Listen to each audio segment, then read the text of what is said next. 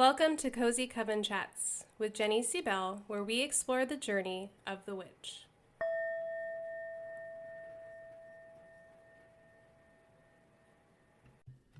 Hey witches, welcome to another Cozy Coven Chat. I'm your host, Jenny C. Bell, and today's episode we're really going to focus on the autumn equinox, what that means for us as witches, how to celebrate, how to tune in, all of that.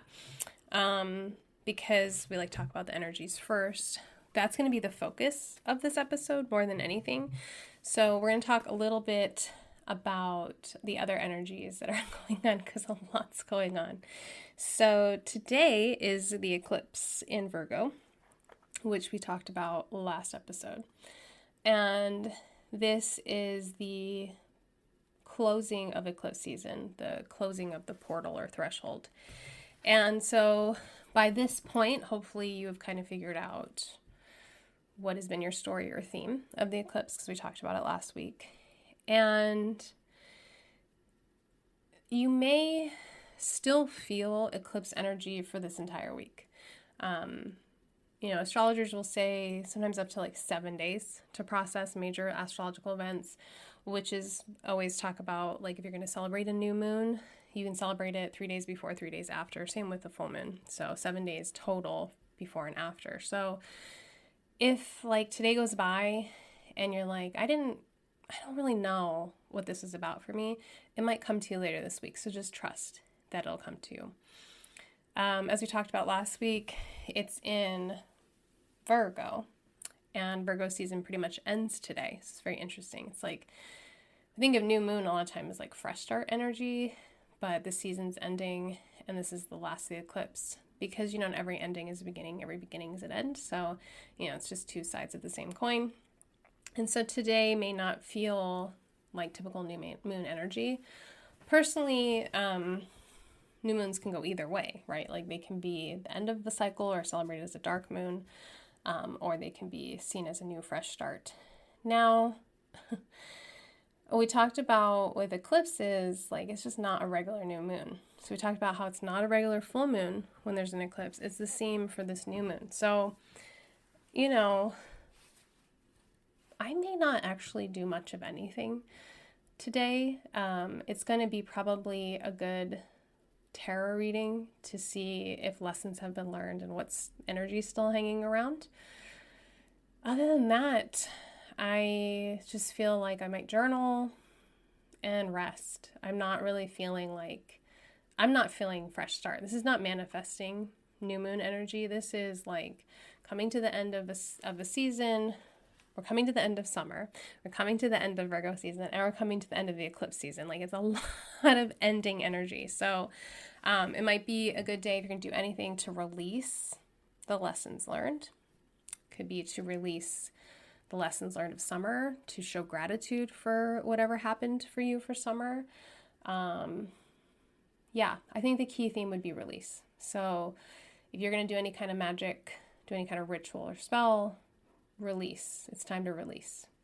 So burning paper, burning things. We're doing that in our coven on Monday. I'm doing a live where we're going to, I'm going to lead everybody through a little prayer and a short meditation. We're going to journal, and then we're going to burn some things we need to release. And it's just live in the Our Coven Mighty Network app. So no link or anything. They just need to show up. And it'll be recorded for people that can't make it.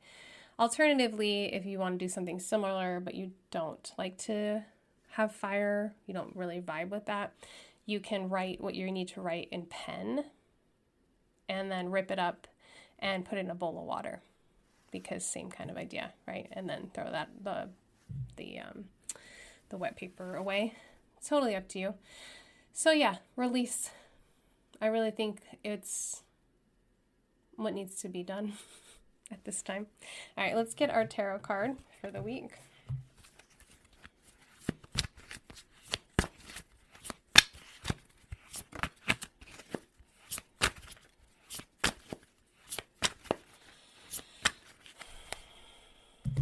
Okay, so we have the Chariot. Interesting, because we are going into the equinox, which is a day of balance, right? Equinoxes, we get 2 a year, and they are balancing days because the night and the day are the exact same length. So from here on out, the nights will grow longer all the way until winter solstice. And so these equinoxes are our 2 days, spring and fall, twice a year, for us to check in with balance for ourselves. So the Chariot, being like black and white, very balancing. Chariot's associated with the moon and Cancer. And whenever Chariot comes in for me, I always think of it as fast moving energy. Like it's pushing energy quickly. So what makes me think of is the balancing, like I just talked about with you, that we really need to focus on balancing this week and how to balance for the equinox and what's standing in our way of balance and what does it even mean to be balanced, and in the different parts of our life, like work-life balance, friend versus mom balance, healthy eating versus having fun balance, exercise versus rest. There's so many different aspects. You don't have to look at all of them. We will talk more at the end with journal questions, but this is definitely a week to be reflecting on that. But with the Chariot, the other part of the Chariot is that fast-moving energy. Like when you are reading like a spread and the tarot comes into, or that card comes into that spread, the Chariot, it often means that whatever you're seeing in those cards is going to happen quickly. It's either going to happen soon or it's going to happen fast. However, it's that temperament. So fast change, quick movement, which is interesting because this whole eclipse has made me feel slowed down. So it makes me think, does that mean that we won't feel so slowed down or stuck? We'll feel like we can move quickly, possibly. It may unstick some things for some of us, hopefully.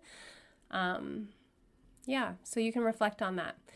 And you may even want to ask yourself, like if you're looking for something to do for the new moon, take the Chariot card out, prop her up on the altar and say, okay, where do I need a little help? Where do I need a little quickening? Where do I need to speed things up or help things move a little quicker right now? And reflect on that. Okay, so very interesting. Before I dive into the autumn equinox and all that it means, which is quite a bit, I want to tell you that I was talking about this last time, but I'm going to be on Granddaughter Crow's podcast, Belief, Being, and Beyond, on October 14th. So if you don't already subscribe to her podcast, do that. She's having a whole series on the veil thinning, and I get to kick it off and talk about Samhain. So super excited, and I'd love for you to listen to that. Okay, so I want to talk a little bit about a couple things. I guess we'll just jump into the equinox, and then we'll go from there. Okay, so like I said already, the 2 equinoxes we get are our time to check in with balance. And with spring, we are looking at like, what do we need to balance in order to put things into motion to manifest? It's, that manifesting energy, because planting seeds and growing season and all of that. Spring is that way. Fall is the opposite, right? Look around you. Leaves are falling, and it's not really a time, I would say, to plant seeds. Now, you could, definitely. It's never too late to manifest or work on something, but that's just not really the energy at the moment. So we are really looking at what needs to be released. What do we need to let go of? I always look at this time of year, we get into September, and then it just seems like we are suddenly in January because holidays happen and it's just very fast moving energy. So I look at September as, okay, this is my chance to rebalance some things, to let go of some things, to maybe release some things from my calendar or from my to-do list, or I like to always revisit my goals from the beginning of the year and be like, okay, that's just not realistically going to happen. Let's put that off for next year, because I want to start to conserve that energy that I will need for Halloween, Thanksgiving, Christmas, New Year's. It's, as a parent especially, it's a lot of making the magic happen. And so I need to make space for that for myself. So you might want to do the same. You might want to look at making space because, this podcast is about slow living, right? You start overbooking yourself and wanting to do all the cozy things. It can feel overwhelming. So you want to maybe start doing that, make some space, figure out what can you let go of. And that includes like habits that are no longer serving you. And it's time to change it up anyway. Like all of summer, I pretty much eat not a cold breakfast, but not a hot breakfast, like toast or something like that. But as soon as the cold sits in, I start eating like oatmeal or like a cup of miso soup, like warm foods, because I want to start my body able to digest in the morning. I'm getting to that age. But that's really for all of us. But it's this time of starting to build in these more cozy activities, right? The pumpkin spice, which we all know is protective. It's the sipping the coffee slowly, then making the pot of tea and enjoying it throughout the morning. It's the finding a good book to read, which, by the way, if you don't already have a library card, please get one. And once you get your library card, please get the Libby app, which is amazing. It's free and it works with your library card. And it gets you digital books and audiobooks. Very helpful. And this time of year, personally, I like to read cozy books. So there are subgenres called cozy fantasy and cozy mystery. And I highly recommend checking some of those out. We've been reading this Fairy Bargains book. Let me get the actual full name. I swear one day I'll have everything prepared. Okay, so it's called The Fairy Bargains of Prospect Hill. Most people are already done reading it by Rowena Miller, and we're reading a fiction book in our Coven. And I gave them lots of different options, and this one won, and it's a cozy fantasy, meaning like you don't have to study a map. People have relatively normal names. It's just, there's magic in it, but it's not like, I don't know, it's not as intense. These cozy books are like more chill, and I really like that for this time of year and also for slow living in general. Some other autumn equinox ideas and activities for slow living are getting outside and being a leafer, right? Like going and admiring the leaves, or driving somewhere where you can go admire the leaves, collecting leaves. We did a funny family photo shoot last year where we all went to the local park together and we each picked out a leaf and then put that in front of our face and took a family photo. It was really fun. My son's goal was to find the biggest maple leaf, and he definitely won. Making a leaf bouquet, right? Putting leaves or acorns on your altar. I've been seeing it's funny to me on TikTok. There's been a trend about like because of the recession or whatever, people are saying it's like I can't afford to decorate for autumn, and they just put some leaves out. But yeah, that's what witches do. I'm not out here buying leaves. Like you can wax dip them, you can do all kinds of stuff, but that's the best fall decoration. Talked about apples last time, like cutting an apple in half for your autumn equinox altar. Yes, putting some leaves in a jar and arranging them nicely, adding a few acorns. Like that's a perfect altar to me. Like what else do you need? You don't need to buy like a fake pine cone. Like just go get one.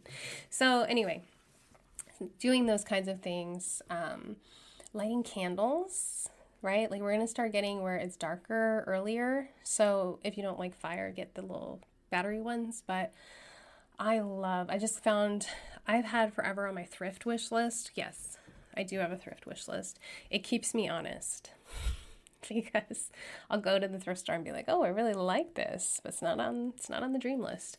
But forever I've had on my list were brass candlesticks, and I just recently went with the family to this citywide yard sale near me, and I got 2 for $2, and it was amazing. Like, what a steal. Super nice lady too. And so now I have those for the center of the dining room table, so we can have nice little candlelit dinners, and, of course, my son will play with the candle, but such it is to be a mom. Always burn things safely and keep your children away from fire. But some of them are like moths.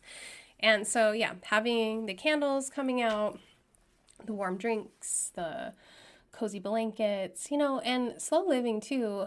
It's not about spending money, like you don't have to go and buy all the things like we just talked about. This is more about like finding the nature things or upcycling things, going to the thrift store, going to the garage sale, whatever. But yeah, it's more about that. And then other things for the equinox is, like I said, you can take it kind of two ways. It's a time to release, but it's also time to balance. So really what you're doing is figuring out what you need to release to find your balance. And if you just go with that idea or that theme, what do I need to release to find balance? You will find all kinds of things, right? You'll start releasing habits. You may start releasing things on your to-do list. You may start releasing things you originally said yes to, but find you have no actual want or energy to do. This is the time of year we start to slow down, which is hard because it gets busy with all the holidays, but we do what we can to slow down even more, right? And savor the day. Savor, like I love this. I love the lighting this time of year. I recommend doing like some photos. Like you don't need to have a fancy camera. Just take like your phone and go to a park and just take photos. And they don't have to be for anyone. You don't have to put them on your Instagram. You don't have to put filters on them. Just like go check out the way the light is playing. Taking photos will make you get up and close and personal with things. And another thing to do or think about this time of year is stocking your autumn winter apothecary. So if you're into that, if you're into herbs, if you haven't already made like a fire cider or an elderberry syrup or a 4 thieves vinegar, this might be the time to do that. This is the time to like stock up on things that'll help your body through the winter. So cherry bark, one of the best things I found for a sore throat, as well as dried sage leaves and clove. It's not combined. Don't combine those 3 things. Those are all separate things. Someone's got a sore throat, hot water with like 3 clove in them.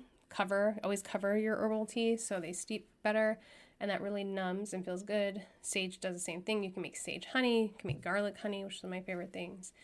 It's a time to, if you get congested a lot, you want to stock up on some dried mullein, and some dried mints. They'll both together, because mullein doesn't taste that great, but together they really help you breathe and breathe clearly. It's a time, to like go through your pantry, make sure you have, if you're not into building your own teas or having an apothecary, go get the, throat coat tea or whatever. Make sure you have real honey on hand. That's really good for sore throats. Cough drops, whatever. It's time. Like if you're not into the herbal aspect of it, that's totally okay. Get your version of that and make sure you're stocked, because it's, unfortunately bound to happen. People are going to get sick. And it's better to be prepared than you suddenly feel terrible, but you don't want to go to the store. So this is the time of year I go through our pantry, make sure we have like the proper fever reducers and, all the like drugstore stuff. And I go through and make sure the apothecary is stocked. One of my favorite things to take every day during the winter is lemon balm, because it's a natural antiviral. And it's uplifting, like it's energetic, it's uplifting, which helps with if things get darker. And it's just the time, I don't know, this is called Cozy Coven Chats. My whole like lifestyle, I just like to be cozy, but when it's colder, you can get really cozy. So ask yourself that, like, how can I make my day even just 5% more cozy? Is it, wearing soft socks, whatever? Like, why are we not living our life more cozy? It's a time to bake too, if you like to bake. Definitely been making a lot of things with apples. Just made an apple cake recently, apple butter. Such a perfect time for that. And time to bake bread. It's time to eat soups and stews. We like to think in this house of fall and winter time as our hobbit time. It's like the ideal dinner when it's a hobbit dinner, which means like a really good fresh baked bread with butter and honey on the table and some kind of super stew. We're like living our best hobbit life here. So that's kind of a favorite thing to do. So when we look at the equinox, both of them we're talking about balance, but this one is about shedding skin, about releasing things, about letting go of leaves, right? We start to see the animals are preparing for winter. They're all caching, right? All my birds are burying peanuts left and right. And that's what I'm talking about, like getting that apothecary set up, getting your everything ready to go, because it's like, might as well. And then on top of that, we're entering Libra season, which is such a charming time of year. It's like Libras are so, my very close chosen family is Libra, and she is just naturally very beautiful, very charming, but always so good with like aesthetic, like really knowing how to put together a room or an outfit. And that's Libra. Like, it's just charming, it's beautiful. It makes you, because it's such a Venus ruled sign like Taurus, it makes you want to beautify everything. So if you find yourself wanting to make things prettier or arranging things nicer, give in. If you're finding yourself wanting to like try a little harder, put together an outfit a little more, give in, right? Like, we cleared and we cleaned and we decluttered with Virgo season to make room for the beautification of Libra season. So I'll leave you kind of with that idea. So a couple of journal questions are, what do you need to release to find balance? And going back to our Chariot card, what or where would you like things in your life to move faster? And reflecting on Libra season, right? Where can you add more beauty in your day? And that could be buying yourself flowers. It could be arranging crystals in your bathroom just because you want them in there and you want to look at them while you're in there. It could be, painting your nails, whatever. Like, where do you want to add beauty? I hope you have a good week. I hope this eclipse season has been kind to you and that the lessons have been helpful. I hope the equinox helps you find some balance. As always, thank you for listening. As always, thank you for listening. Please subscribe and share with a friend. If you haven't already done so, be on the lookout for my book, Spirit Crystals. Discover your crystal guide for healing and empowerment. Available wherever you buy books.